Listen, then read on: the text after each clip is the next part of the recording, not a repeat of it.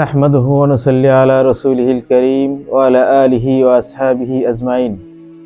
সম্মানিত দর্শক শ্রোতা, পৃথিবীর যেখান থেকে দেখছেন সকলকে আন্তরিক সালাম। আসসালামু আলাইকুম ওয়া রাহমাতুল্লাহি ওয়া বারাকাতুহু। প্রিয় দর্শক শ্রোতা, আজ আমরা আলোচনা করব শেষ জামানার ভয়ঙ্কর একটি গোপন ফিতনা, অদৃশ্য ব্যাধি সম্পর্কে। যে ব্যাধি মুমিন জীবনের ইখলাসকে বিনষ্ট করে দেয়, তাকওয়া ভিত্তিক জীবনকে অন্তঃসার শূন্য করে দেয়। সেটি হলো পার্থিব লোভে দ্বীনি জিন্দেগিকে বিক্রয় করা এবং জাগতিক সুবিধা ও ফায়দা লাভের উদ্দেশ্যে আখিরাতের কর্ম সম্পাদন করা। এভাবে বিশ্বনবী সাল্লাল্লাহু আলাইহি ওয়াসাল্লামের প্রিয় এবং বিজ্ঞ সাহাবী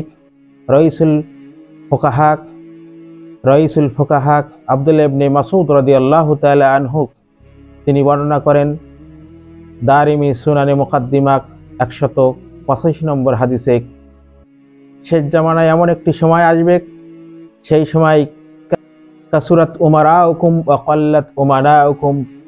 সেই জামানা এমন একটি ভয়ঙ্কর ফিতনা ভরে যাবে, এমন একটি সময় আসবে যে সময় নেতা ও আমিরের সংখ্যা, নেতৃত্বের সংখ্যা বেড়ে যাবে, কিন্তু বিশ্বস্ত ও সৎ আমানতদার লোকের সংখ্যা একেবারেই নগণ্য হয়ে যাবে। রাসূল পাক সাল্লাল্লাহু আলাইহি ওয়াসাল্লাম নিজে এই ব্যাপারে তার উম্মতদেরকে কঠোরভাবে সতর্ক করেছেন। হাদিস শরীফে আসছে, আন আনাস ইবনে মালিক রাদিয়াল্লাহু তাআলা আনহু আনিন নবী সাল্লাল্লাহু আলাইহি ওয়াসাল্লাম قال তাকুনু বাইনা ইয়াদাই الساعة ফিতানুন কাকিতইল লাইলিল মুজলিমি ইয়াবিউ আকওয়ামু দীনাহুম বিআরাজিদ দুনিয়া। রাওয়াহু তিরমিজি। চতুর্থ খণ্ড 2197 নং হাদিসে রাসূল পাক সাল্লাল্লাহু আলাইহি ওয়াসাল্লাম বলেন, কিয়ামতের আগে ফিতনা এমন ভাবে আসবে, রাতের আধারের মতো ফিতনা ছেয়ে যাবে, যেমনি হবে রাতের আধার দিনকে খেয়ে ফেলে। রাসূল পাক সাল্লাল্লাহু আলাইহি ওয়াসাল্লাম বলেন, সেই সময়ের মানুষেরা তাদের দিনকে দুনিয়ার স্বার্থে বিক্রয় করে দেবে।